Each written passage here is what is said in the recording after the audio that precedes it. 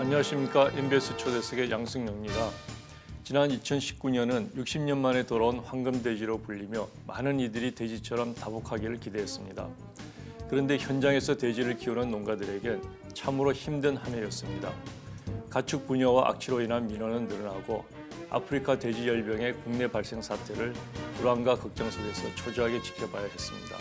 미래 축산에 대한 고민이 무게를 대가고 있는 지금 사람도 동물도 행복한 농장을 운영하고 있다는 한 축산인을 모시고 이야기 나눠보겠습니다.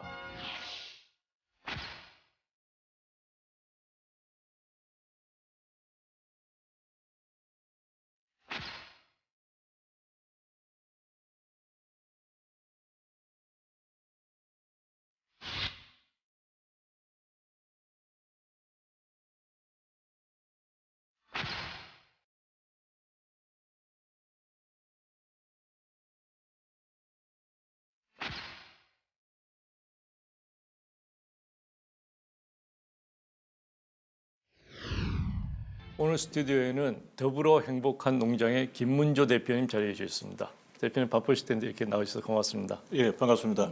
자, 우선 그 축하 인사를 좀 드려야 될 것 같은데 최근에 아주 큰 상을 받으셨다고요? 작년 한 해는 제가 상복이 터져가지고 그 신지식인 농업인하고 농업 마이스터 지정을 받고 제가 동물복지를 하다 보니까 환경 쪽에서 그 관심을 가지셔가지고 친환경 대상 최우수상을 수상하게 되었습니다. 그렇군요. 예. 우리 대표님 농장이 동물복지 돼지 농장으로 1호라고 그렇게 들었습니다. 어떤 농장인지 좀 소개를 부탁드리겠습니다. 예, 동물복지 농장으로서는 제가 1호가 아닙니다. 이제 돼지 쪽에서는 양돈 쪽의 동물복지 제도는 그 최종 산물인 돼지고기에 마크를 붙이기 위해서는 그 농장 인증과 그걸 도축하는 도축장에 인정이 있어야 되고 또 그리고 농장에서 도축장까지 운송하는 운송 차량이 동물복지 인증을 받아야 됩니다. 그 세 가지가 충족이 될 때 최종 고기에 동물복지 마크를 붙일 수가 있습니다. 그 마크를 붙이는 1호로 알고 계시면 됩니다. 그런데 저는 동물복지 제도가 생기기 전부터 동물복지 인정 농장 형태로 동물복지 농장 형태로 사육을 하고 있었습니다. 그 농장 규모나 뭐 위치나 좀 소개를 해주시죠. 위치는 경남 끝자락에 그 덕유산 자락입니다. 그 창군에 위치하고 있고 규모는 돼지 면적이 한 4,800평 되고 건축 면적이 한 1,100평 되고 사육되는 돼지는 한 2,500두 사육하고 있습니다. 예, 2,500두 규모면은 돼지 농가 중에서는 어느 정도? 지금 국내에 한 5,000호 양돈 농가가 있는데 아마 평균 이하의 적은 규모입니다. 지금 평균이 한 3,000두 정도 사육되는데 제가 한 2,500두 같으면 평균보다 조금 아래의 농가입니다. 그렇군요. 동물복지를 하려니까 규모는 아무래도 좀 어려워. 그렇습니다. 유럽에서도 동물복지는 뭐 이렇게 큰 규모가 많지를 않습니다. 그 작년에는 우리 국내 그 아프리카 돼지열병이 그 유입이 돼서 많은 그 양돈 농가들이 어려움을 겪었는데요. 우리 대표님 농장은 어땠는가요?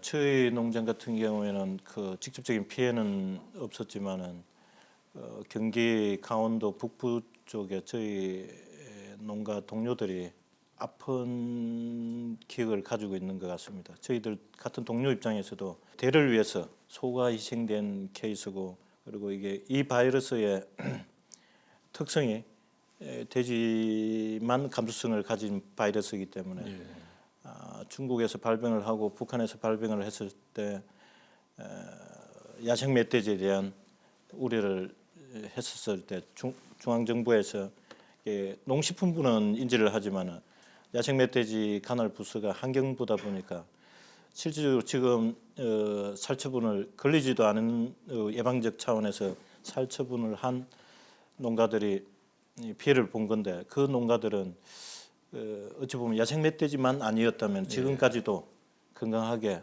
농장을 유지할 수 있던 농장들입니다. 그렇군요. 그러니까 이게 중앙정부의 선제적인 대처도 중요하지만은 이 수의적인 분야, 이제 가축 방역하고 관계되는 분야는 조금 더 우리보다 먼저 경험을 하고 과학적인 근거를 가지고 있는 선진국의 어떤 데이터를 가져오더라도 뭐 누구나 이해할 수 있는 합리적인 선에서 진행이 되어야 될 것 같습니다. 너무 많은 농가들이 전부를 읽고 재입식을 언제 해야 될지도 모르는 위기에까지 봉착되어 있습니다.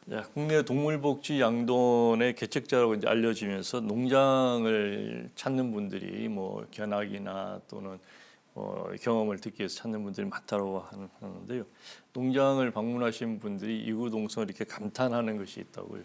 초창기에는 농식품부 위탁 교육 과정으로 저희 동료 양돈 농가들을 상대로 개방을 했었는데 처음 볼 때 대단하다고 얘기를 했는데 교육을 받고 견학을 하신 농가들이 따라하는 농가들은 없었습니다. 근데 지금 그러고 나서 제가 스스로 느낀 점이 이 동물 복지에 대해서는 농가보다는 소비자들한테 홍보를 해야 되겠다고 생각이 들어서 지금 작년부터는 일반 농가들한테는 개방을 안 하고 고기를 소비하는 소비자들한테만 개방을 하고 있습니다. 그리고 이제 소비자 방문하는 분들의 반응이 이제 제가 한 얘기가 아니고 다른 농장에서 이게 나는 악취 같은 냄새가 동물 복지의 핵심인 것 같습니다. 그러니까 욕심내지 않고 넉넉한 공간에서 자라면은 스스로 그 악취를 정화시킬 수 있는 그런 생물학적인 과정이 발생되는 것 같습니다. 축산에서 또 가장 큰 문제가 악취 문제일 텐데요. 어떻게 냄새가 나지 않는 농장이 가능할까요? 저도 이제 처음에는 동물 복지 형태가 아니었기 때문에 간행사육하면서 제일 축산업을 하면서 제일 약자가 양돈입니다. 양돈은 악취의 대명사였는데 그 부분 때문에 제가 동물 복지를 공부를 하게 됐던 것 같아요. 유럽 연수를 갔었을 때 그 농장에서는 이상하게 냄새가 안 난다, 악취가 안 난다. 이제 거기에서부터 시작됐던 게 아마 동물 복지를 시작하게 된 계기인 것 같습니다. 그 냄새가 나지 않도록 하는 어떤 뭐 특별한 기술이나 뭐 설비 이런 것이 있는가요? 물리적인 걸 조금 동원하기 위해서는 설비가 필요한데 그것보다는 첫 번째가 일단은 사육 밀도인 것 같습니다. 사육 밀도를 유지하면은 먹이에 대한 접근성에 따라서 돼지인 경우에는 지능이 꽤 높습니다. 70에서 80 정도 되다 보니까 적당히 먹고 사람보다 더 어찌 보면은 다이어트를 할 수 있을 정도의 필요한 양만 섭취를 하기 때문에 충분히 섭취한 사료를 소화하면서 배설을 하면은 그 배설되는 배설물에서 어찌 보면 미생물도 배양이 되어 있고 또 분해하는데 많은 시간이 걸리지 않기 때문에 스스로 이제 냄새가 안 나는 것 같습니다. 네. 냄새를 안 나기 위한 생균제나 이런 걸 첨가한다고 해서 현저하게 줄일 수는 없는 것 같습니다. 자연스러운 것 같습니다. 그러니까 냄새를 없애는 첫 번째 비결 아닌 비결은 충분한 공간 이렇게 볼 수 있겠네요. 제 경험으로는 그렇습니다. 단언할 수 있을 것 같습니다. 지금 어떤 환경에서도 일어날 수 있는 특유의 악취는 가축이 아니더라도 그 밀도만 찾아내 준다면 적정한 밀도를 찾아준다면 상당 부분 원천적으로 제거를 할 수 있다고 봅니다. 그렇군요. 충분한 공간이라는 것이 이제 기본적으로 비용과 관련이 있지 않겠습니까? 맞습니다. 토지를 충분히 확보를 해야 되니까 어느 정도로 그 토지 비용이 더 많이 드는가요?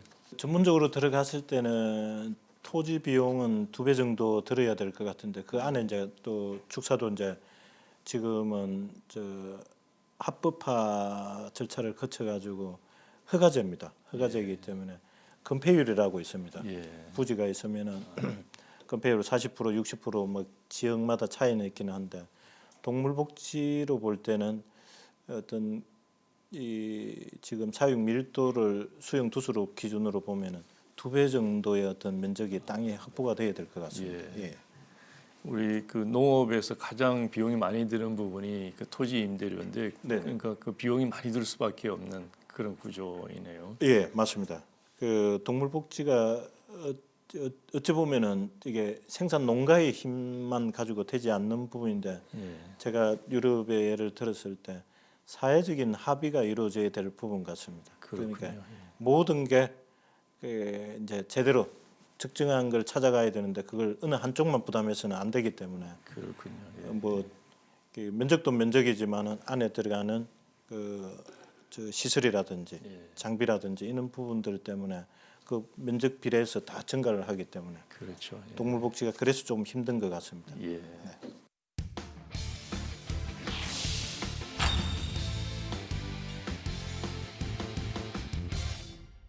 대학에서 축산을 전공하셨다고 들었습니다. 근데 이제 그 실제로 전공을 한다고 해서 현장에 그걸 바로 접목하는 경우는 많지 않은데 양돈을 처음에 시작해야 되겠다라고 마음먹은 계기가 있습니까? 저희들이 축산대학이다 보니까 농가대학에서는 전공 들어가고 나서 졸업 전에 이수해야 될 학점이 현장 실습이 있습니다. 예.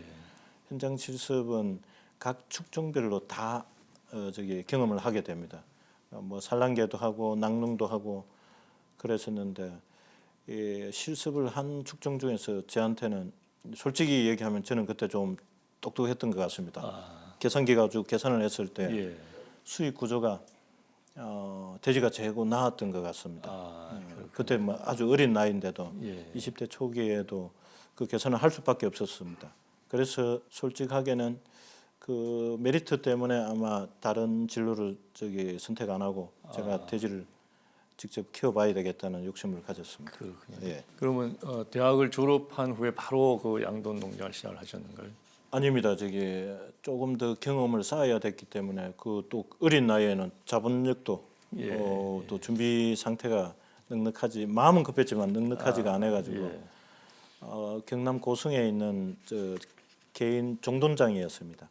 종돈장에서 한 2년 정도 근무를 하고 그 경험으로 준비를 시작했었습니다. 현장 경험에 또 전문적인 교육에 또 지금 최신 사육 기술까지 겸비하셨는데 농장은 뭐 당연히 잘 운영이 되었을 거라고 보는데 처음부터 이제 본인 농장으로 시작을 하시는 거예요?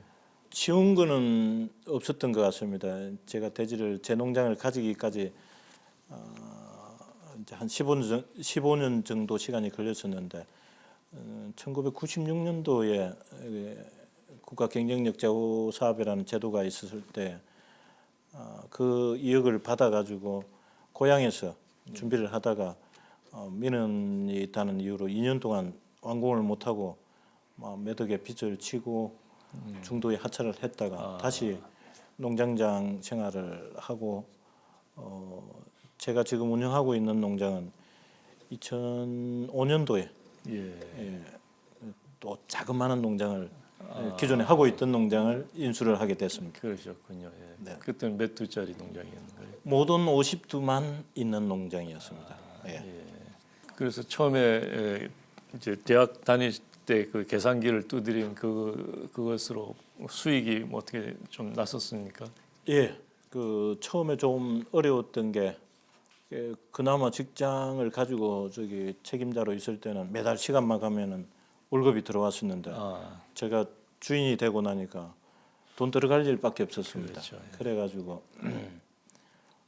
그렇게 어미돼지만 있었기 때문에 임신을 하고는 있었습니다. 근데 어미돼지가 분만을 하고 새끼를 낳아가지고 출하까지는 6개월 정도 시간이 걸립니다. 그 동안이 최고 힘들었었고 그 여유가 없는 작업이었기 때문에 돼지가 성장할수록 사료 비용이 부담스러웠습니다. 이제 그렇고 했는데 제 것이라는 것 때문에 아마 밤낮으로 아마 돼지 키우는 거는 재미가 있었습니다. 저 혼자만 재미있었던 것 같아요. 저희 가족들은 신경을 안 쓰고 저는 돼지만 봤으니까. 그랬군요. 예. 그래서 초창기에는 그 금전적으로 이제 어려움이 있었지만 곧 그 경영이 수익이 안정이 되던가요? 예, 돼지가 그 어느 정도 복스러운 동물이냐면은 1년에 2번 정도 새끼를 낳을 수 있고 한 번에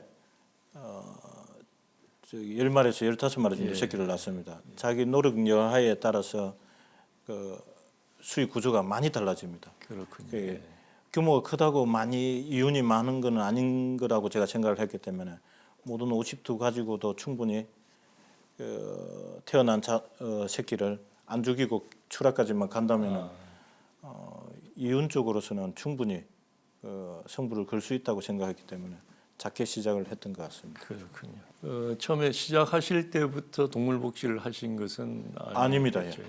그때는 언감생심 뭐 사료값도 없는데 예. 동물 뭐 사람 복지도 안 될 판인데 동물 복지는 이상이었습니다. 네, 그런 그 마음을 먹고 관심을 가지고 또 뭐 공부도 하셨을 거고요. 특별한 이제 어떤 계기가 있었습니까? 동물 복지를 본격적으로 시작하시게 된. 특별한 계기가 있었던 건 아닌데 집단 사육을 하기 시작하면서 저희들이 이 농가들 입장에서는 듣지도 못한 질병들을 이름을 알게 됐습니다. 네. 특히 뭐 공부를 하신 분들은 모르겠는데 시골에서 농사만 짓는 입장에서는 그 구제액이라든지 바이러스 이름이라든지 질병의 이름들을 잘 몰랐었는데 제가 볼 때는 이게 동물복지를 하게 된 계기도 우리가 사육하는 투수가 집단화되면서 투수가 많아지면서 아마 이 면역적인 면에서 질병들이 많이 발병을 하는 걸 느꼈습니다.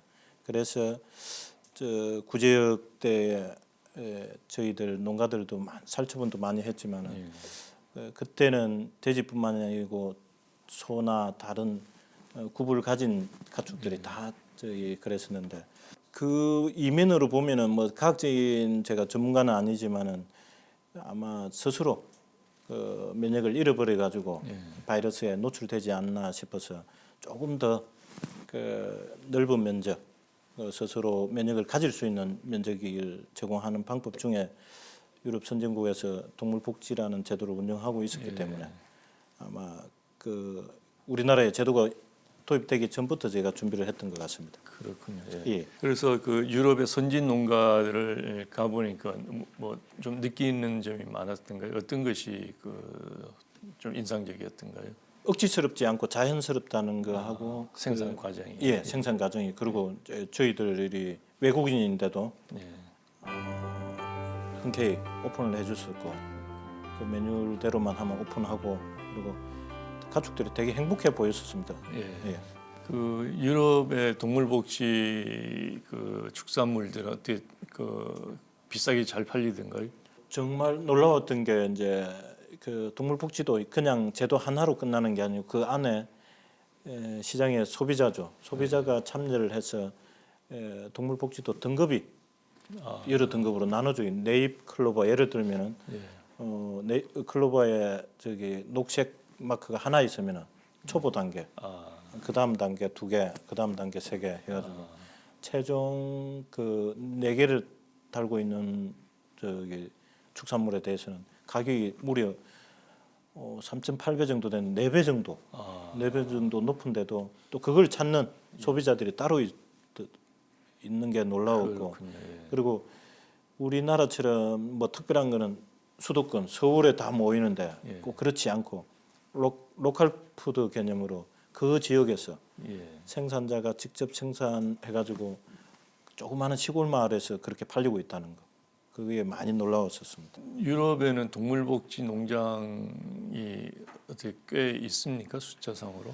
국가별로 EU 안에 국가별로 조금 차이가 있긴 한데 여전히 어떤 국민 소득 수준에 맞춰서 조금 차이가 있습니다. 좀 아마 전체적으로 볼 때에 유럽 전체 EU를 전체적으로 보면은 한 28%, 30%대 정도고 또 매년 조금씩 증가하고 있기는 하지만은 이게 조금 우리나라 소비자들이나 일반인들이 좀 전체가 유럽은 잘 사니까 전체가 동물 복지를 할 거라고 생각해요. 동물 복지라는 게 과학적인 근거를 가지고 있고 준비하는 단계 막 이게 많이 필요하기 때문에 한꺼번에 와 뭐 하고 싶다고 해서 단시간에 이룰 수 없다는 걸 갖다 좀 아셔야 될 것 같아요. 그렇군요. 예. 그 유럽은 그 전체 양돈 농가의 28% 정도가 동물복지 농장이라고요. 예. 국가별로 좀 차이기는 한데 좀 잘 사는 나라는 많고 예. 예. 그렇습니다. 그렇군요. 예.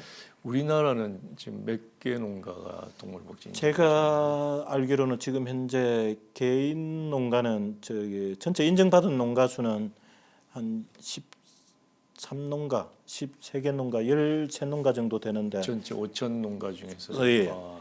근데 산란계 쪽은 매년 증가를 하고 예. 있습니다.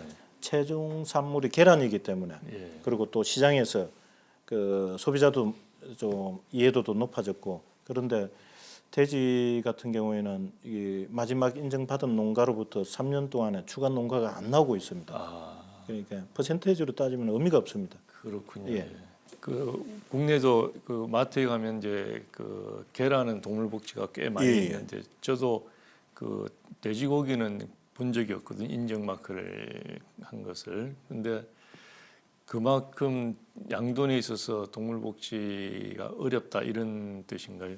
그렇죠. 그 반증하는 것 같습니다. 이게 이제 13년도부터 양돈의 인증을 시작해가지고 한 7년 동안 그 13개 농장이면은 너무 생산이 그 시장을 그 커버할 만큼 진행이 안 됐다는 거죠. 그 정도로 어렵다는 거죠.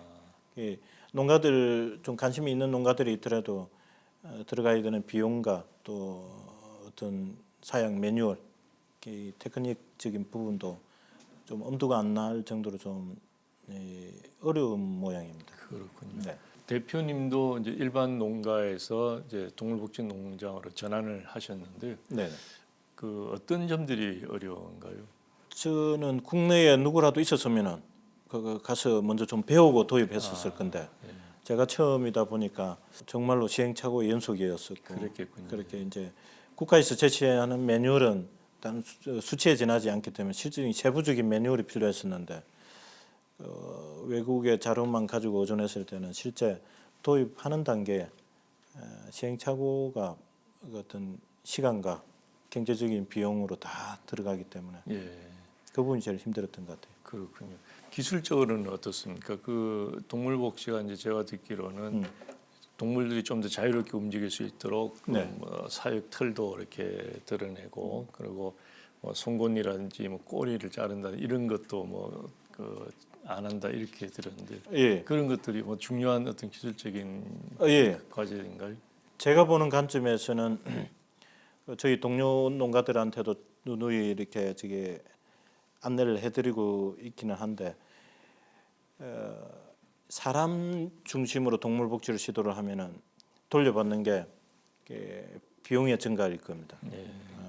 이게 동물복지는 어차피 돼지를 이해하지 않고는 어떤 장비든 어떤 기술이든 실패할 확률이 높다고 봅니다. 그게 돼지 입장에서 어떤 걸 해줬을 때 처리해 줬을 때 스트레스를 적게 받고 본능을 발휘할 수 있는지 그러니까 송곳니 안 자르는 부분은 저는 20년 전에 유럽에서 선진국에서는 우리보다 돼지를 잘 키우고 있는데 왜 안 자른지를 물어보니까 연구 보고서에 송곳니가 엄마의 유두를 자극해서 비유량을 증가시키기 때문에 근데 우리는 지금도 송곳니는 엄마 유두를 보호하기 위해서 미리 상처를 안 내게 위해서 자른다고 하는데 너무 잘못된 상식이고 그리고 동물복지가 뭐 뭘 안 하고가 아니고 제가 볼 때는 돼지가 스트레스를 덜 받게 하기 위해서 원래대로 돌아가는 것 같습니다. 그러니까 어떤 특별한 기술이 필요한 것이 아니라 그 사육 대상이 최대한 중심이 돼지여야 된다는 거죠. 행복하게 클 수 있도록 지낼 수 있도록 뭐 행복까지는 모르겠는데 스트레스를 덜 받아야 되는 것 같습니다. 동물복지 인증을 받기 위해서는 이제 농장에서 생산하는 것만으로는 안 되고 그 도축하는 과정 그리고 운송하는 과정까지도 다 인정 조건을 만족시켜야 된다 이렇게 했는데 그런 것을 어떻게 추진을 하셨는가요?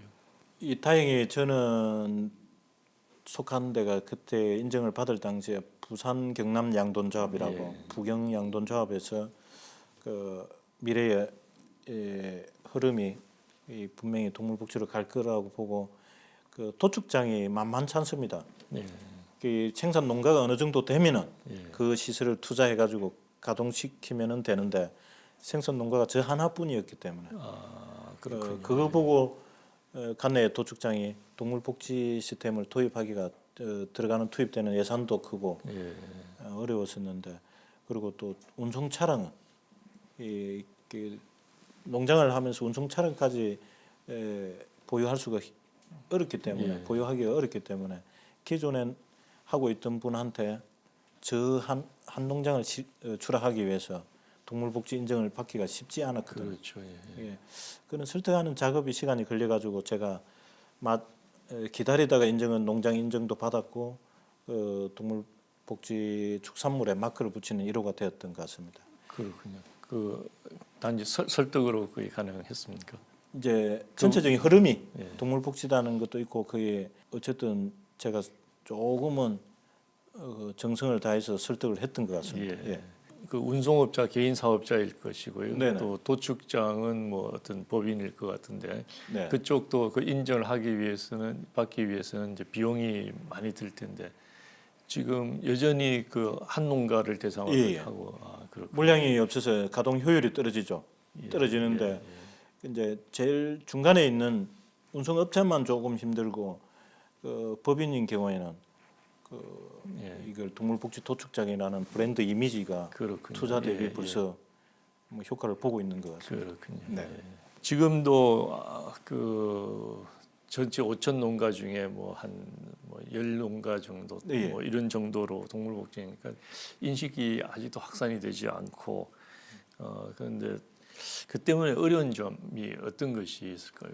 준비 과정이었다고 봅니다. 준비 과정이었다고 보는 게 제가 이제 유럽의 동물복지를 공부를 할 때에 제일 감명 깊었던 게 사회적인 합의를 이루는데 많은 시간 10년 정도 그러니까 꽤 많은 시간을 투자를 했습니다. 시간 투자를 하면서 각계의 그 산업 전반의 전문가들이 관여를 하고 생산 농가에만 짐을 떠맡기지를 않았다는 거 하고 그리고 또 행정의 역할, 그 대학의 역할, 연구소의 역할 다 그래가지고 마지막에는 그 시장의 참여, 소비자의 참여 없이는 어떤 제도도 성공하기 어렵다고 봅니다.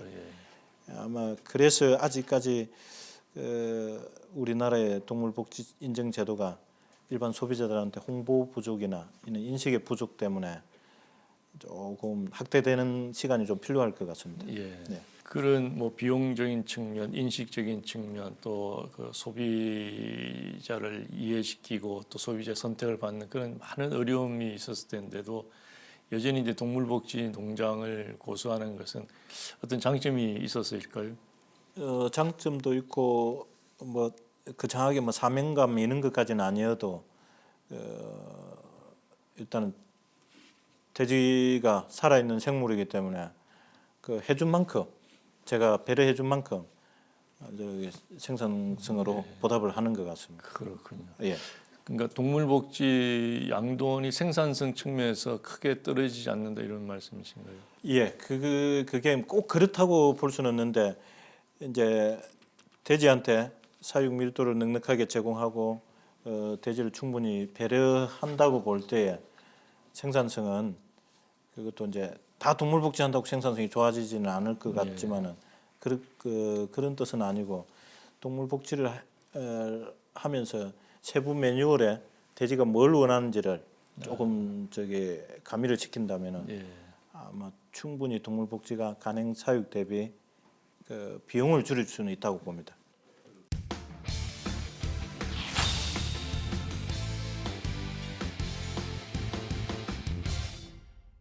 지금까지 동물복지로 바꾸어서 이제 그 돼지들이 좀 더 좋은 환경에서 스트레스를 덜 받고 이제 커가면서 또 그 생산성도 오르는 그런 장점이 많은데요. 그런데도 불구하고 여전히 국내에는 동물복지 농장이 늘지 않는 이유. 최근 3년 동안 그 추가가 없었다 이렇게 말씀하셨는데 네. 그 이유는 뭐라고 보시는 거예요? 경제 논리로 볼 때 시장이 없습니다. 그렇군요. 시장이 소비자가 없는데 예. 생산을 해도 소비할 수 있는 시장이 없다 보니까 예. 추가로 뭐 인정받으려고 도전하는 농가가 없고 인정할 농가가 없다면은 또 기 인정을 받았던 도축장도 수익 구조가 안 나오면은 문을 닫을 거고 이런 단계까지 온 것 같습니다. 그렇군요. 지금 당장 시급한 게 시장의 소비자들한테 예. 동물 복지가 어떻게 생산되는 축산물인지 빨리 홍보를 좀 해가지고 예. 알리는 데 역할을 좀 해야 될 것 같습니다. 그렇군요. 네. 우리 대표님은 어떻게 그 판로를 개설하셨는가요? 제가 직접 쫓아다닌 적은 없습니다. 없는데 그 앞에 농민들 교육과 그 언론에 제가 다큐를 2번 촬영을 했습니다. 시간은 많이 걸리는 작업이었지만 100% 이제 제가 가진 게 이 한로를 찾을 수 있는 방법은 시장에 알려야 되는데 알릴 수 있는 방법은 매체를 이용하지 않고는 어렵다고 생각했기 때문에 제가 다큐도 찍었었고 그러면서 조금씩 저는 생산자로만 있는데 매체를 보고 관심을 가진 유통업체들이 찾아오기도 했고 지금 현재로서는 그 생협의 소비자들 또 그룹이 또 여러 그룹이 있더라고요. 그 자율적으로 자기들이 생산자를 찾는 그룹이 있어가지고 그러니까 제일 조화로운 관계입니다. 지금 현재로서. 그렇군요. 그분들이 견학을 자주 오시고 그분들이 입소문으로 가치를 전달하니까 이제 전량 그분들이 소비를 못 해주는 건 있지만은 조금씩 해가 갈수록 저기 판매량은 소비량은 증가하고 있습니다. 거의 지금 뭐 국내 이제 동물복지 돼지고기가 뭐 많지 않기 때문에 거의 독점적으로 뭐 판매를 할 수 있다 이렇게 볼 수 있는가요? 가격 결정력은 어떻게 우리 대표님이 가지고 계시는가요? 없습니다. 제가 가지지를 못합니다. 그게 제가 생산해가 제가 소비자하고 직접 만나면은 이렇게 적정선에서 만날 수가 있는데 초창기에 그 서울에 저기 중심가에 있는 백화점에 저희 고기가 1kg에 75,000원에 팔리더라고요. 그런데 저희 농가한테는 한 마리에 동물복지 마크를 붙였다고 3만 원 더 받습니다. 그러니까 지금 이제 생산량이 한정적이다 보니까 그 농가가 칼자루 가격 결정권을 가지고 있을 것 같은데 전혀 그렇지도 못하고 이제 생산했을 때 어떤 소비하는 과정이 아직까지는 그 농민이 주인공이 못 되고 있습니다. 그래서 지금의 형태로는 그 시장이 지켜주지 않는다면 어떤 좋은 제도도 고사의 위기에 있지 않나 싶습니다. 그렇군요. 그 농장은 그 어렵게 동물 복지 그 돼지를 키워서 한 마리당 3만 원을 더 받는데 그 백화점은 그것에 뭐 수십 배가 더 받는 거죠. 그렇게 되는 거군요. 그래서 그 가격 결정력을 회복하는 거 이것이 굉장히 중요한 문제일 것 같으네요. 그러니까요. 이제 이걸 많이 알려지고 해야 되는데 이제 백화점의 대형 유통에 제가 보니까 다른 백화점에 없는 거 우리만 가지겠다. 그 가격 결정을 자기들이 하는 거예요. 그리고 생산자 이름만 조금 표시되지 그 제품의 최종 그 브랜드명은 백화점이 가지다 보니까 그래 제가 이 제기를 한번 해봤더니 백화점은 우리 서울에 위치한 이런 비싼 땅에 있는 백화점이기 때문에 7만 5천 원 받을 수 있다. 그렇게 얘기를 했습니다. 자, 그래서 3만 원을 더 받으시면은 일반 농장을 하셨을 때보다 수익성은 어떻습니까? 그 큰 변화가 없으니까 좀 늘었습니까? 아니면 줄었습니까? 조금 보탬은 되기는 한데 지금 아까 말씀드렸던 것처럼 유지 비용이 동물 복지를 하게 되면은 깔집을 깔아야 되는데 깔집 비용과 그 깔집을 투입하고 청소하는 그 인력이 간행 사육을 할 때 저희 2,500도 사육할 정도 되면은 고용하는 인력이 한 2~3명이면 됩니다. 지금 저희들은 5명 고용하고 있고 그것도 부족해서 제까지 6명이 투입이 돼야 되는데 그는 비용으로 볼 때는 조금은 사회적인 합의가 이루어져야 되는 가격대가 형성돼야 되는데 지금 3만 원 더 받다 가지고는 이 경제 논리로는 예. 동물복지 안 해야 됩니다. 그렇군요. 예. 그러나 아직 그 접지 않고 있다는 것은 뭐 그렇게 나쁘지 않다 이렇게 해석해도 되는가요? 그렇죠. 그 이제 또 제가 한 28년 동안 돼지만 이렇게 키우다가 뭐 몇 년 전부터 제가 느끼는 게 의외로 제가 보지 못했던 부분들이 동물복지를 하면서 돼지가 건강해지는 모습들 이런 부분들이 꼭 돈의 문제. 돈만 생각한다면은 이거 다 접어야지. 예. 그런데 의외로 눈에 보지 못했던 제가 나이가 좀 들면서 이 가치가 보이기 때문에 예. 아마 이거는 적자만 가지만 않는다면은 계속 유지할 것 같습니다. 대표님께서 여러 차례 그 사회적 합의를 말씀하셨는데 이제 사회적 합의라는 것은 이제 생산자, 유통업자, 소비자 예. 이 세 주체들이 동물복지로 한 것의 그 가치, 철학적인 가치 그리고 또 그 식품 안전성의 가치, 네. 또 윤리적인 가치 이런 것을 공감을 할 때 이제 비로소 동물복지 축산물이 제 가치를 인정받을 수 있지 않나 이렇게 이제 볼 수 있을 텐데 가장 이제 중요한 것이 지금 소비자다 이렇게 말씀하셨잖아요.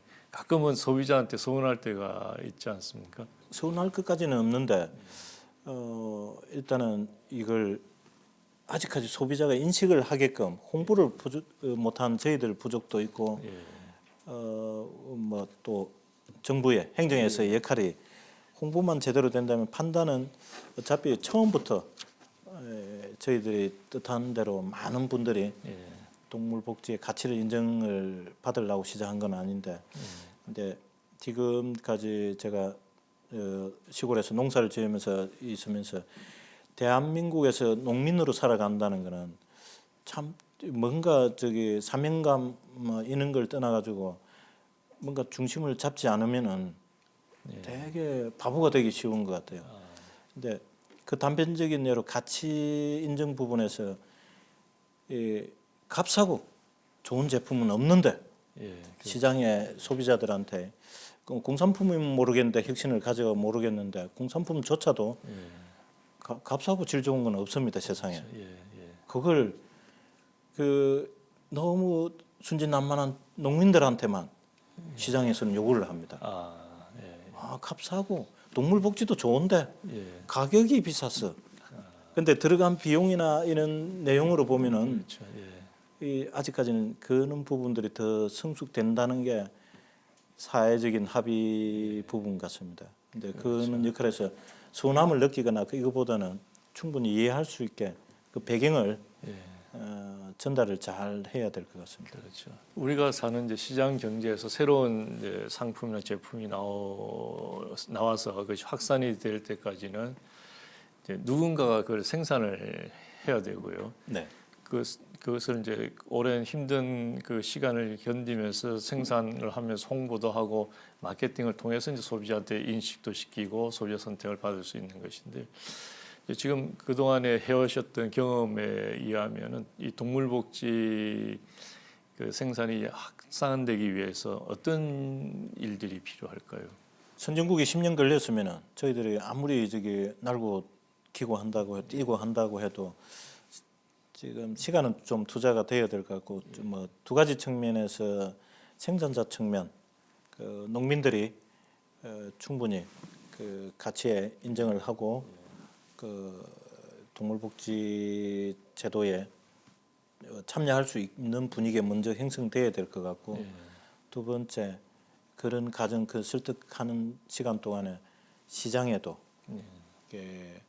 그걸 소비할 수 있는 그룹들을 만들어야 됩니다. 그렇죠. 만든다기보다는 홍보를 해가지고 자체적으로 그 관심을 가진 분들이 제가 이제 인터뷰했던 기사 내용에 댓글을 다는 소비자들 내용들 보면 충분히 2배가 비싸도 사 먹겠다 하는 분들이 있거든요. 몰라서 동물복지를 처음 접했다고 하는데 이런 걸 생산자가 다 알려줄 수는 없는 거기 때문에 중간에 그 행정의 역할 안 그러면은 저기 국가 기관에 있는 분들 언론, 예. 매체 다 노력을 해야 되지 않나 싶습니다. 그렇죠. 예. 자, 동물복지를 통한 이제 우리가 윤리적인 생산과 소비 이것은 아마 이제 우리 그 큰 트렌드가 될 것 같은데요. 네. 우리 정부한테 바라는 거, 정부한테 서운한 것, 뭐 이런 것이 혹시 있을까요? 또는 정책적으로 이런 걸 좀 해줬으면 좋겠다 이런 부분이 있을까요? 이제 지금 어떤 산업도 인풋이 좋으면은 네. 아웃풋이 좋습니다. 예. 근데 보여지기식은 이제 좀 지양해야 될 것 같고 예. 앞으로는 좀 보다 더 실질적인 부분. 선진국이 왜 선진국이냐 하면은 알고 나면 별 차이 없는 것 같아도 그걸 이루기 위해서 많은 합의할 시간과 고민이 있었다는 거. 예. 그것도 인정해야 되고 우리 정부가 이 산업을 지키겠다는 의지보다는 전체적으로 가치를 우리 국민들한테 축산업이 안 그러면 농업이 가진 가치를 조금 더 육성시키는 개념보다는 이제 시장이 참여로 인해서 국민들의 참여로 인해서 농업이 조금 더 제대로 된 평가를 받을 수 있게 좀 나서줘야 되지 않나 싶습니다. 예. 친환경적이고 또 안전한 축산물을 생산하는 이제 선진 축산 이것이 지금 우리 현 정부의 농정 공약 중에 하나거든요. 네. 그런 측면에서 본다면은 우리 동물 복지 양돈 농장이 3년 동안 지난 3년 동안 한 농가도 늘지 않았다. 이거는 굉장히 시사하는 바가 크다고 봅니다. 네. 그야말로 정부가 말로만 그것을 외칠 것이 아니라 실질적으로 이런 부분에서 확산이 돼야 이게 소비도 늘어날 것이고 하는 그런 측면에서 좀 더 관심을 가졌으면 좋겠다 이런 생각이 드네요. 네네. 제가 덧붙여 좀 말씀을 드리자면 이게 어느 정도 상황이냐면 차라리 우리나라가 아직까지 동물복지 인증 제도를 양돈 쪽에 도입을 안 했더라면은 싶은 생각이 드는 게 지금 이대로 가다가 보면은 아마 기존에 인증받았던 농가들도 지쳐가지고 떨어질 수도 있고 그리고 시장이 한 번 나쁜 이미지를 받아들이면은 그렇군요. 다시 맞습니다. 예. 되돌리기에는 시간이 많이 걸리기 때문에 지금 소비자들이 몰라서 모르지 어떤 제도 친환경 뭐 이런 제도들이 뭐 문제가 되니까 뭐 다른 걸로 덮으려고 하는데 실질적으로 제가 볼 때는 동물복지가 능사는 아닙니다. 예. 동물복지라고 해서 모든 걸 해결해 줄 축산의 문제 이런 걸 전체 해결을 할 수 있는 키는 안 되거든요. 그런데 단 제가 어떤 완성도를 높여가면서 성숙할 수 있는 방법은 제도만 만들 게 아니고 제도가 운영되는 걸 감시 감독을 시장이 하게끔 소비자가 하게끔 참여를 시켜야 됩니다. 이게 지금 제도만 만들어놨고 그러다 보니까 시장도 관심이 없고 그리고 이 사후 관리가 안 되다 보면은 신뢰를 잃을 수가 있습니다. 그렇군요. 그러니까 신뢰를 계속 지키고만 있다면 언젠가는 시간이 걸리더라도 시장에서 소비가 좀 증가할 수 있는데 그러기 위해서는 어쨌든 소비자들이 국가가 만든 인증 제도에 참여할 수 있는 공간을 열어둬야 될 것 같습니다. 마지막으로 어려운 여건 속에서도 이제 묵묵히 우리 이제 축산이 이제 식량 안보의 큰 축을 담당하는 그런 부분인데요. 축산인들 동료 축산인들한테 뭐 하시고 싶은 얘기 또 일반 시청자 우리 소비자한테 또 하시고 싶은 얘기 있으면 마지막으로 해주시죠. 네, 일단 제가 축산을 하는 농민이기 때문에 저희 동료들한테 조금 뭐 1년에 우리 대한민국에서 일어나는 가축 질병 관련해서 일어나는 부분에 대해서 참 너무 힘들게 어느 순간에 나의 잘못이 아닌데도 예방적 살처분으로 희생을 당하고 이런 모습들을 보면서 너무 가여운 것 같아요. 농민들은 정부의 어떤 절차에 따라서 협조를 한 것뿐인데 그 이후에 찾아오는 거는 상실감이고. 상실감하고 그리고 받아야 되는 그 전부를 잃었기 때문에 그렇죠. 받아야 되는 부분하고 또 살처분 과정에서 받았던 그 정신적인 고통 이런 부분들이 다시 축산을 할 수 있을까 싶을 정도로 가엾습니다. 예. 그리고 일반 소비자들이 그 느끼는 감정들도 아마 혐오스러울 겁니다. 예. 이런 질병으로 인해서 살아있는 가축들이 그 살처분되는 이런 뉴스를 접하고 하면서 그런데 어쨌든 이런 진통 과정이 지나야만이 저희들이 또 성장하는 예. 거창하게 뭐 식량 안보까지는 저희들이 뭐 논할 위치는 아닌 것 같고 생산한 농민의 입장으로서는 소비 시장에 계시는 소비자들한테는 어차피 가치는 인정해주는 시장이 있을 때 성장하기 때문에 지금까지 양적인 성장에 그 국민의 먹거리로서 성장을 해왔지만 이제 좀 질적으로 나아가기 위해서는 첫 번째도 국가도 아니고 생산자도 아니고 시장이 원하면은 모든 게 변화할 수 있다고 생각합니다. 조금 이렇게 어려운 환경이지만은 경기도 어렵지만은 시장의 소비자들이 2개 먹을 거 하나만 드신다 생각하고 같이 소비를 좀 부탁드리겠습니다. 정말 그 어려운 동물 복지 축산 그 중에서 이제 양돈을 그 개척해 나가시는 어려운 그 얘기를 잘 들었고요. 앞으로도 그 한국의 그런 우리나라의 동물 복지가 확산될 수 있도록 좀 더 앞장서서 많은 역할을 해주시기를 바라고 내내 건강하시고 번창하시기 바랍니다. 네, 감사합니다. 네, 고맙습니다. 어려운 조건 속에서도 뚝심 있게 동물복지 농장을 운영하는 김문조 대표의 사례를 통해 동물과 사람은 물론 환경까지도 행복한 축산, 지속 가능한 축산의 미래를 들여다봤습니다. 그러나 결국 중요한 것은 소비자의 선택입니다. 전문가들이 동물복지 축산이 꼭 필요하다고 앞으로는 윤리적 소비가 큰 트렌드가 될 것이라고 해도 소용이 없습니다. 시장에서 가치를 인정받고 재가격을 받을 때 동물복지 농장은 자연스럽게 늘어날 것입니다. 함께해 주신 여러분 고맙습니다.